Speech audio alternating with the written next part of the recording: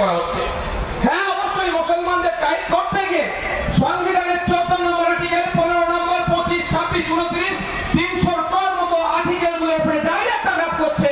তাই আমরা একদিকে যেমন ধর্মীয় ভাবে ধর্মীয় পরিচয় আছে, সাথে সাথে আমরা সংবিধান প্রেমী মানুষ। বিজেপি নিয়ে আসা যে আইন, যে আইনে সংবিধানে আঘাত দিচ্ছে, সেই আইনকে প্রত্যাহার করাতে আমরা বাধ্য করব। আমরা একদিকে মাঠে ময়দানে আন্দোলন করব, সভা সমিতি তৈরি করব, জনগণের মধ্যে সচেতনতা তৈরি করে এই আইনকে প্রত্যাহার করতে বাধ্য করব।